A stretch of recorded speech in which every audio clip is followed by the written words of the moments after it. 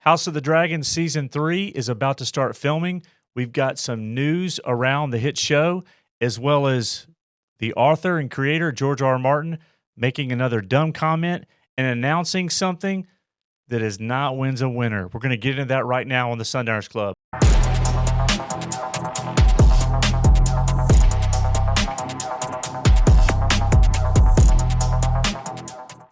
Welcome, everybody. Thanks for joining us. Thanks for supporting the channel.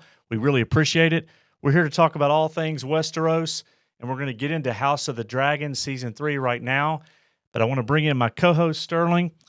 And Sterling, we've got some information coming out.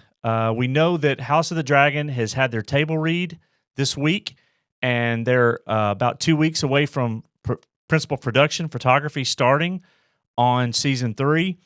And the first thing I want to get into before we talk about George R. R. Martin and the seems to be decades that we're waiting for Wins a Winner to be released, the book, we've got some information around Season 3 of House of the Dragon.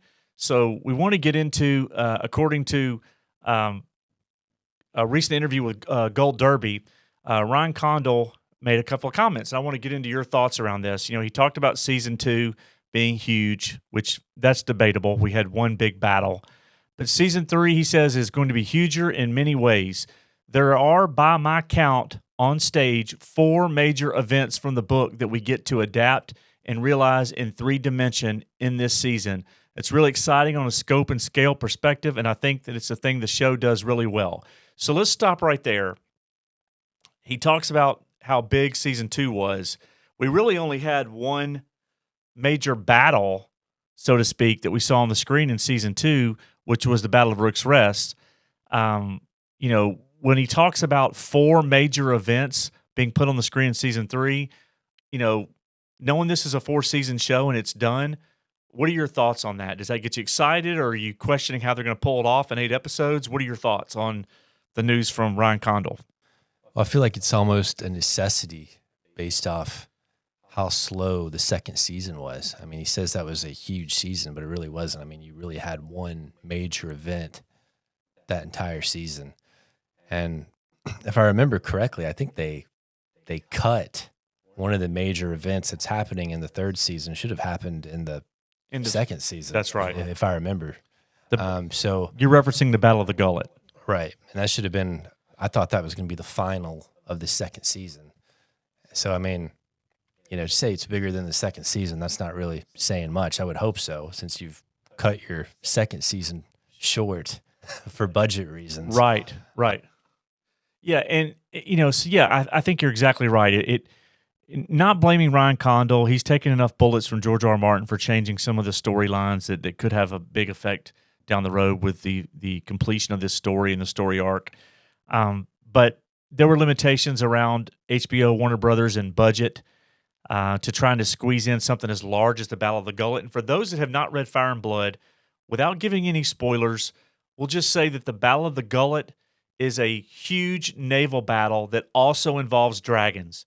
So you can imagine the scale and size and scope of that particular battle going on screen and squeezing that into the Season 2, which is why we would have had 10 episodes and they condensed it down to 8. So now that battle moves to Season 3, which begs the question, with so many different events going on in the Fire and Blood book, to get to the end of this Dance of the Dragon story, what's going to be cut? He references 4 major events.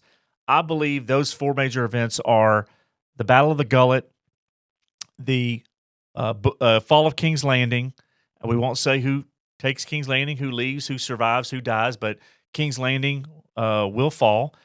And then we have something called the fish feed, which, if you can imagine bodies laying in the water getting eaten by the fishes, that involves a certain battle where someone gets wiped out. And then we have the Butcher's Ball, and we have Tumbleton. Now, we've seen shots, and there's enough information to believe that they're building these massive sets around what will be Tumbleton. And in the book, there are 2 major battles around Tumbleton, and this would be the first. That's my thought, that those would be the 4 major events. For those thinking we would have something called the Battle of the God's Eye, I do not believe that or something that happens later on in Dragonstone would occur at the end of Season 3. I think we're going to get those events early on in season 4, the final season of House of the Dragon. That's just my opinion. But there's even more that has come out around season 3, and I'm going to go ahead and read this now. And this is a little bit concerning. I'm going to go ahead and read it.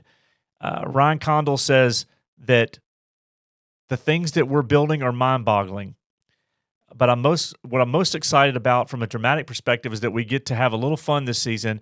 And there's a conceptual episode, meaning that it is not in the traditional vernacular of what we've laid out as the structure of House of the Dragon.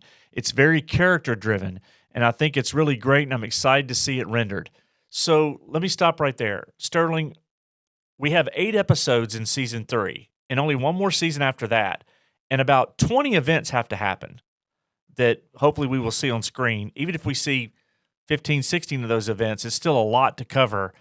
Does this comment by Ryan Condal make you believe that they're going to do something that really is almost like not part of the story? It's just something around a character that doesn't really drive the story forward. What do you interpret his comments there to be?